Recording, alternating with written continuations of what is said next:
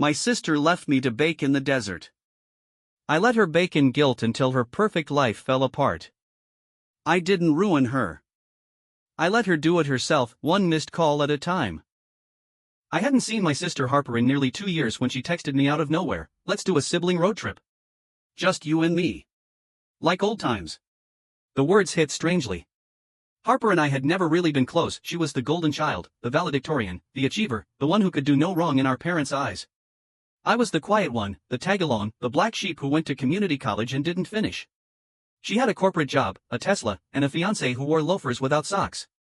I had a 12-year-old Corolla, a job fixing HVACs, and a dog named Brick who hated thunder. Still, the idea of reconnecting sounded nice. Unexpected, but nice. Maybe she missed me. Maybe she was growing up, mellowing out. Maybe this was the start of a sibling truce. "Where to?" I texted back. Her reply came with lightning speed, "Mojave. Weekend desert drive. I'll handle everything. Just pack light." I should have known. I should have paused right there. But I didn't. I said sure, and 2 days later, we were pulling out of my driveway in her spotless black SUV, the leather seats smelling like citrus and privilege. Her fiancé, Ethan, waved us off with a smile that didn't reach his eyes. The first hour wasn't terrible. We had coffee, listened to music from high school, laughed a bit.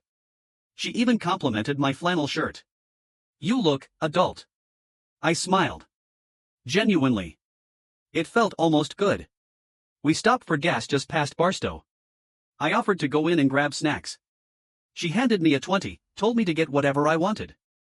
I remember how warm the air felt, like a giant heat lamp pressing down on everything. The gas station was small, rundown, the kind with flickering signs and an old man in a sweat-stained tank top behind the counter. I grabbed jerky, Gatorade, a bag of gummy worms. Harper always loved gummy worms. When I stepped outside, the SUV was gone. At first, I thought maybe she moved it. Maybe she was circling around the pumps. I waited. Nothing. I called. Straight to voicemail. Texted. No response. I waited 5 minutes. Then 10. Then I felt it. The buzzing sting of understanding crawl up my spine. She left me.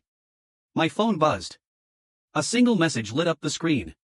"Let's see if little brother can figure his way out," winky face. A smiley face. Just like that, the air went dead around me. The heat wasn't warm anymore. It was cruel. It bit at my skin like dry fire. My mouth went dry. My chest hollowed out. I stared at the phone for a full minute, my hands slowly curling into fists. So this was a joke. A Harper joke. Old times, huh? I sat down on the curb in front of the gas station, gummy worms melting in the bag, and looked out at the endless stretch of desert road. Something inside me shifted, cracked, maybe. Not broken. No. Something older. Something colder. She wanted to see if I could figure it out? All right. Let's play. I didn't panic. That part surprised me.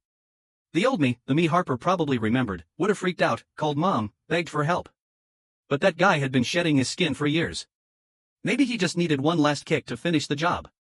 The gas station clerk, a guy with leathery skin and a cigarette tucked behind one ear, offered nothing but a shrug. "Ain't got no phone you can borrow, kid. Payphone busted 3 years ago." I nodded, slid the jerky and Gatorade into my backpack, the only thing Harper hadn't managed to separate me from, and started walking. I didn't even check the map. I just picked a direction and moved. The sun was merciless, the pavement wavy in the heat, but I had good boots, decent legs, and something molten in my chest now. Something sharp. She thought she could humiliate me. Again. She thought this would be funny, like the time she told our entire high school I wet the bed during freshman retreat. Like when she invited my ex to Christmas 2 years after we broke up. But this was different. This was war. I kept walking. After maybe 3 miles, I saw a sign for an RV park. I trudged in, eyes stinging from sweat, and found a woman hosing down a dusty Winnebago. "You lost?" she asked, giving me the same squint mom used to give when I wore wrinkled shirts. "Sort of," I said. "Need to borrow a phone. Or pay for a ride." She looked me over, then nodded toward a sagging lawn chair in the shade. "Wait there." I sat. 20 minutes later, I was in the back of her husband's pickup, being driven to the next town over. And that's when the plan began. Not survival. Not just getting back. Payback. I had 3 goals: find shelter, get money, and disappear just long enough to make Harper sweat. I wasn't going to scream. I wasn't going to beg. I was going to vanish. Let her sit with it. Let her live with the silence. Let her feel what it's like to be invisible. By sundown, I was at a cheap roadside motel, eating vending machine pretzels and scrolling through Craigslist for odd jobs in the area. The room was dim, the air conditioner rattling like a dying robot. But I was alive. I was thinking. I was planning. And somewhere, Harper was still laughing. But not for long. The motel's Wi-Fi was barely functional, but it didn't matter. I wasn't trying to stream Netflix. I was trying to vanish. I pulled out my phone, powered it down, and popped out the SIM card. Harper wasn't going to be able to find me with a "sorry lol where'd you go" text. She'd wake up the next morning and realize I was gone, and there'd be no signal flare. No trail. That was the plan. You have to understand, this wasn't about hurting her, not at first. It was about suspense. I wanted her to squirm. To check her phone every hour. To refresh my social media, wondering if I was okay. Wondering if maybe this time, the joke didn't land. That maybe, just maybe, she pushed it too far. I knew Harper. I knew the way her mind worked. She was all about image and control. The second I stopped responding, the panic would kick in. Not guilt, control loss anxiety. Big difference. The next morning, I called a local HVAC company and offered to do subcontractor work. They were short-staffed and overbooked. I was hired within 30 minutes. $200 a day under the table. No ID check. Just tools and sweat. I worked 10-hour shifts for 4 days, saving every dime. I slept in that motel, eating instant noodles, updating nothing, posting nowhere. And when I wasn't working, I was planning. See, Harper had always made herself the center of the story. Even her cruelty revolved around me being the butt of her joke. I was the role she cast. This time, I wanted to take the pen back. I bought a burner phone on day 5 and used it to open a new Instagram. Blank. No face. Just photos of the desert. Of the road. Of motel room shadows and cracked boots and vending machine burritos. I named it at out.of.range. I followed one account, Harper's. And I waited. She didn't notice at first. But when she finally followed back, 5 days later, I posted a photo of a long, cracked road stretching into nothing. Caption, "Only the wind knows where I'm going." It was petty. It was dramatic. And it worked. Within an hour, I got a DM. At Harper_Lane, "Is this you? What's going on?" No reply. Another post went up. A close-up of my boots in the sand. Caption, "When you disappear, the silence follows you like a loyal dog." I knew Harper would be obsessing. Wondering if this was me. If I was spiraling. If I'd finally snapped. I wasn't spiraling. I was building. By the second week, I was staying in a cheap apartment above a closed-down bookstore. The landlord only wanted $400 cash and didn't ask for a name. I paid for the first month, then hung blackout curtains. I was a ghost now. I spent my evenings writing. Journaling. Making lists. Building what I called the ledger. Every Harper offense since we were kids. Every slight, prank, humiliation. It wasn't about bitterness. It was about strategy. If I was going to get even, it had to be the kind of payback that didn't just sting, it had to shift something. Make her question her own invincibility. And the longer I stayed quiet, the more she'd unravel. On day 15, Harper posted a carousel of sunny selfies. Her at brunch. Her with Ethan. Her standing by a pool holding a mimosa. But her smile didn't touch her eyes. The caption? "Don't take people for granted. You never know when they'll disappear." Oh, Harper. You have no idea what's coming. I waited 21 days before sending the first text. Not from my real number, of course. I used the burner.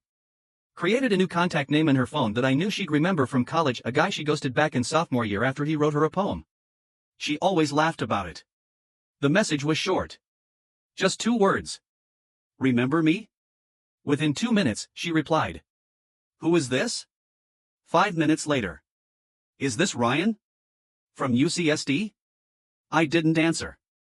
I just let her stew. The next day, I posted on out.of.range again a blurry photo of a red gas station in the distance.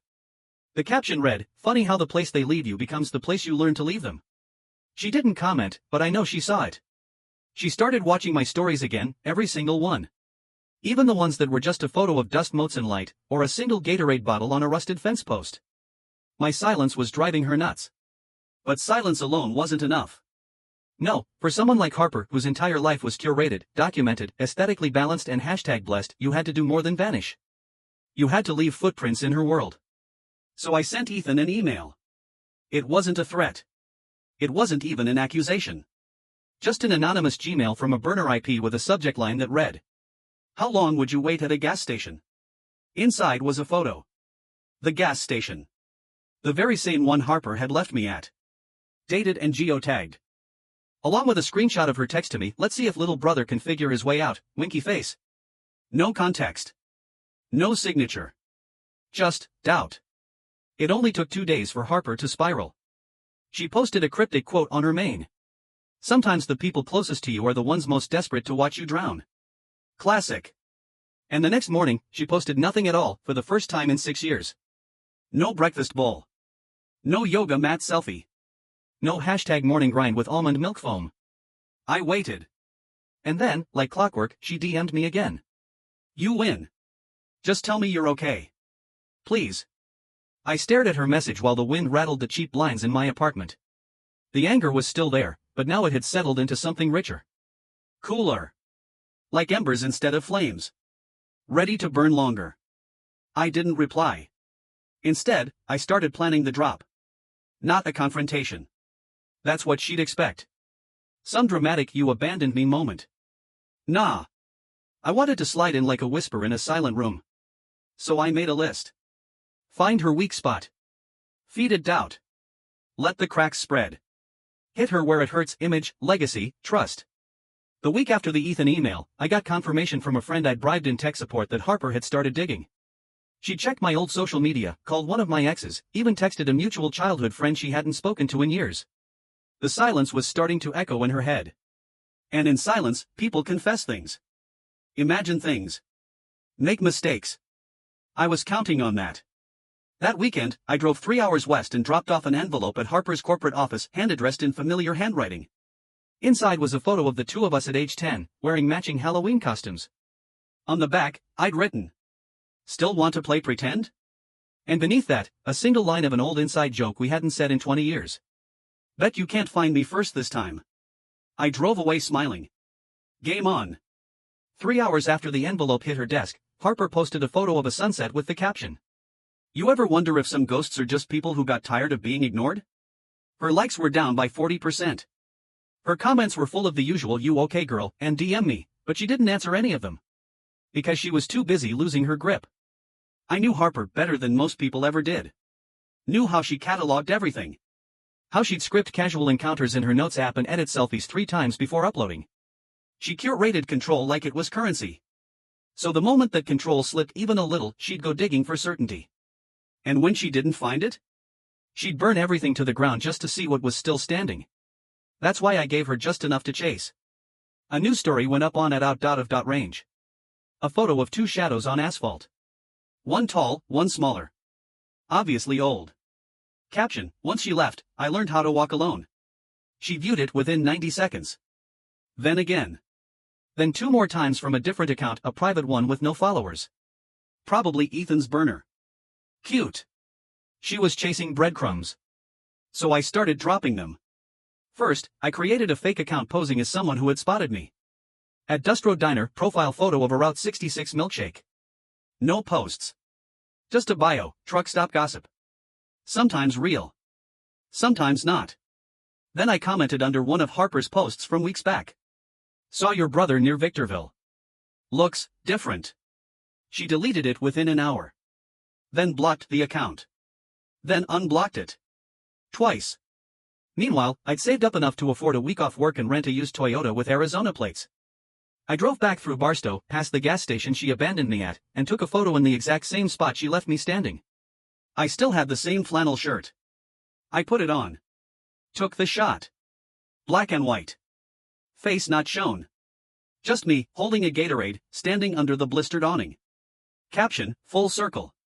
Funny how you can leave someone behind and forget, but they never forget where they were left. Posted it. @range exploded. Harper DM'd within 20 minutes. "Please stop. If this is you, just call me. I'm sorry, okay? I get it now. Just tell me what you want. Ah. There it was. The ask. And you know what I wanted? I wanted her to think she was figuring it out. That she could still fix this. That if she just said the right thing, pressed the right emotional button, she could make me come crawling back like always. But this time? I was already miles ahead. That night, I sent an email to Ethan from a new burner, same Ryan from college name, with a zip file of photos from Harper's bachelorette trip to Cabo 5 years ago. Stuff she'd made sure never saw the light of Instagram. Nothing incriminating, just messy. Sloppy. Human. Her kryptonite. Subject, bet she didn't post these. No reply. But 3 days later, Ethan removed her profile photo from their shared wedding website. The countdown clock disappeared. Comments were turned off. Her perfect life? Fracturing. Just a little more pressure now. And so I sent the final bait, a text from a new number. You thought you buried me in the desert. But I planted myself. Now I grow roots where you see ghosts. I watched the typing bubble flicker, vanish, flicker again. Then nothing. She didn't reply. Didn't need to. Because I knew the exact moment she understood, I wasn't lost. I was waiting. It started with whispers. A coworker of hers, someone I didn't even know, messaged at out.of.range from a private account. She hasn't been the same lately. Showing up late. Snapping at interns. You okay? That's when I knew the mask was slipping. Harper never broke in public. That was her golden rule. Control the narrative. Control perception. Be the good sister, the career star, the polished one. But that shell? It was cracking like old paint in desert sun. I could see it in her posts. They were frantic. Uncurated. No filters, no clever captions, just wide-eyed selfies with desperate quotes like, "Not all who wander are lost, some are just looking for a way back." Yikes. Even her followers started to notice. One comment under her post stood out. "Girl, you okay? You used to be so sparkles together." I didn't reply. I just watched. Because she was unraveling herself. All I had to do was let gravity do its thing. I finally reached out, but not how she wanted. It was a letter. Typed. Signed with a single letter, N. Inside, I wrote, "You left me once. You won't get the chance again. If you want to talk, be somewhere no one's watching. No camera. No fiancé. No filters. Just you. Saturday. 8 p.m. Sunrise Diner off the 66. Come alone." Then I sealed it in a plain envelope, left it with the barista at her favorite cafe with her name written in looping Sharpie on the front. She picked it up 3 hours later. Didn't post that day. Saturday came. I was already in the booth at the back when she walked in, 20 minutes late, of course. She wore oversized sunglasses like someone pretending not to be recognized. Hair tied back. Wrinkled blouse. She looked exhausted. Not weak, no, Harper could never be weak, but brittle. Like someone trying to keep a cracked wine glass from shattering with nothing but hope and prayer. She scanned the diner, didn't see me at first. I let her stew by the door. Let her feel that flicker of fear that maybe I wasn't coming. Then I raised my hand. Her eyes locked on mine. And for the first time in a decade, she looked unscripted. She slid into the booth across from me, didn't speak for a full 30 seconds. I let the silence stretch. Finally, she whispered, "Is this real?" I didn't answer. Just looked at her. She sighed. "You could have just told me you were hurt. You didn't have to go, scorched earth." Didn't I? I said. How else do you kill something that grows like a weed? She blinked. That stung. Good. I thought we were bonding, she said. That day. I thought. You left me at a gas station, Harper. I came back. You texted me a winky face and drove off laughing. She flinched. And for once, she didn't try to talk over it. Didn't launch into defense mode. No justification, no you know how I am routine. Just a deep breath. And a whisper.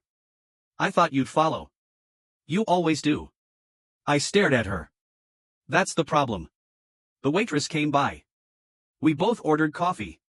Nothing else. We didn't touch it. I'm sorry, she said eventually, her voice small. I don't want your apology, I said. Then what do you want? I leaned forward, voice low. I want you to lose something you love. Not because I enjoy it. But because only then will you understand what it feels like to be abandoned for sport. She was quiet. I'm not going to ruin you, Harper, I said. I'm going to let you be you. And that'll ruin you just fine. Then I stood. Dropped a 20 on the table. And walked out. That was when the real fun began. Because that night? Ethan messaged me. Ethan's message came at 2:17 a.m. Private account. No profile picture. Just a single sentence. We should talk. Now, this was interesting. The guy had always seemed like a cardboard cutout in loafers, polite, polished, mostly ornamental. A trophy in Harper's carefully arranged shelf of achievements. I didn't expect him to reach out. But I had anticipated it. When I replied, I kept it short. Diner. Tuesday. 9 p.m., come alone. And he did. Ethan showed up in a Patagonia jacket and stress in his eyes. He looked like he hadn't slept in days. I had a booth already, same spot I met Harper, poetic, right? He slid into the seat across from me, hands clenched tight, then finally said, "Is she okay?" "Which version?" I asked. "The influencer? The sister? The puppeteer?" His eyes narrowed slightly, but he didn't deny it. "Smart man." "I think something broke," he said. I didn't respond. Let him keep talking. I knew she had a cruel side, he admitted. But I didn't know the extent. Not until I started digging. Ah. So the seeds I'd planted, the email, the shadows, the silence, had finally bloomed into suspicion. "I found your burner account," he said, voice quieter. Range. I sipped my coffee. "I also found the gas station," he added. "And the date she left you there." There it was, the shift. The exact moment the image in his mind began to collapse. "She said it was just a joke," he mumbled. "So was the time she told our school counselor I'd been stealing from Mom's purse," I said calmly. "Got me suspended for 3 days. Also a joke, apparently." His jaw clenched. I reached into my coat pocket and slid over a small manila envelope. Inside, printouts of emails Harper had sent to her friends after the gas station stunt. Bragging. Screenshots of texts. One of them said, "He'll come crawling back. He always does." She hadn't changed. Just gotten smarter at hiding it. Ethan read them slowly, then folded the papers and slid them back. He didn't look angry. He looked wrecked. "She's trying to start a podcast," he said, almost to himself. "About healing. About mental health." I actually laughed. Loud enough that the waitress looked over. "She's been lying to me for years," he said, staring down at his coffee. "But I think she lies to herself even more." He asked me the question then, the one I'd been waiting for. "Why didn't you just tell me earlier?"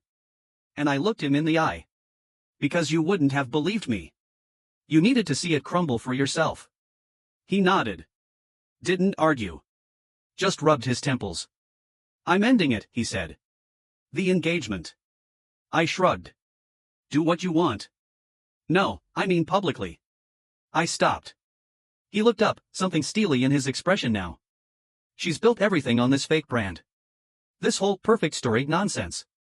I'm going to tear the mask off, not for you, not even for revenge. I'm doing it so no one else falls for it." Damn.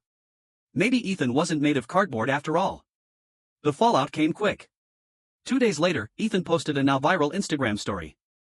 "I'm calling off the engagement. Not because of infidelity. Not because of irreconcilable differences. But because I refuse to marry a woman who builds her life by breaking others. Some ghosts don't haunt. They survive." The internet exploded. Harper's comments section? A wildfire. Influencer forums picked it up. Her follower count dropped by thousands overnight. And at range? I posted a single story. No caption. Just a photo of an empty gas station, late at night. With one word on the signboard, vacant. By the end of the week, Harper's brand deals were vanishing one by one. Her podcast sponsor dropped out. Her bio changed from public figure Dizzy to just blank. Her world, the one she built out of filters, followers, and fake forgiveness, was collapsing. And I was still sipping coffee in that booth. But I wasn't done yet. Because the final part? That was personal. It was a Sunday morning when she showed up at my door. I knew she'd come eventually. People like Harper always circle back, but only when their spotlight goes out. She looked smaller. Not physically, but energetically, like someone had turned down her brightness and she didn't know where the dimmer switch was anymore. She wore a hoodie 2 sizes too big. Ethan's, probably. No makeup. Hair up in a messy knot. No ring. No smile. I opened the door halfway and leaned against the frame. I don't expect you to let me in, she said, voice like wet paper. I didn't move. I just want to talk. You've been talking your whole life, I said. That's not the problem. She flinched, then nodded, as if she had already played the whole conversation out and I was hitting the exact line she feared I would. She reached into her bag and handed me something. A scrapbook. Old. Worn. One of the ones Mom used to make before she started drinking margaritas at 2 p.m. and calling it a lifestyle. I flipped it open. There we were. Halloween '98. Matching pirate costumes. Toothless grins. There was a photo of us at age 7, at the beach, building a crooked sandcastle.